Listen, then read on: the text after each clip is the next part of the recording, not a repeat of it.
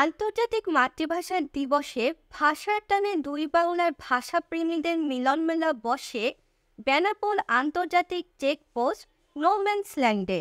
বেনাপোল থেকে মোহাম্মদ সংগ্রামের পাঠানো তথ্যচিত্রের ডেস্ক রিপোর্ট। প্রতি বছরের ন্যায় এবারও আন্তর্জাতিক মাতৃভাষা দিবস উপলক্ষে ভাষার টানে দুই বাংলার ভাষাপ্রেমীদের মিলনমেলা বসে বেনাপোল আন্তর্জাতিক চেকপোস্ট নোম্যান্সল্যান্ড এলাকায়। আজ বুধবার সকালে এ মেলার আয়োজন করা হয়। এ সময় দুদেশের শত শত ভাষাপ্রেমী মানুষ এক হয়।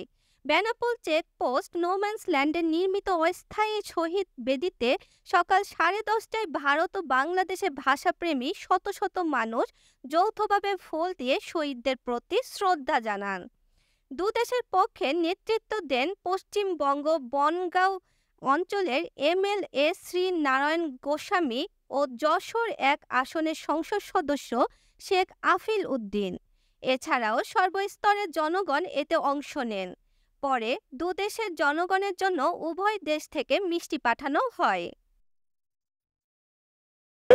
আমরা আজকে এখানে গোটা পৃথিবীতে যে 35 কোটি বাঙালি আছেন, আসলে সেই বাঙালির তো কোনো নির্দিষ্ট মানচিত্র নেই, কোনো কাঁটাতার নেই।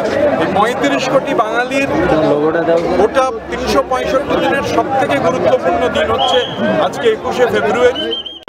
আমরা দুই বাংলার মানুষ অনেক একসাথে মিশে অনেক কথা বলতে পারি, অনেক ভালো লাগা আমাদের কাজ করে, তাই আমরা এই দিনটা যেখানে রফিক শফিক সালাম জব্বার বরকতরা শহীদ হয়েছিল তাদেরকে স্মরণ করে দুই বাংলার মিলন উৎসব হচ্ছে এখানে। একটা ভাষার জন্য একটা জাতি যুদ্ধ করেছে, প্রাণ দিয়েছে, সে বাঙাল, এবং সেই ভাষাটা বাংলা ভাষা, এবং আজকে বাংলা ভাষাটাই আন্তর্জাতিক মাতৃভাষা হিসেবে খ্যাতি অর্জন করেছে ইতিমধ্যে।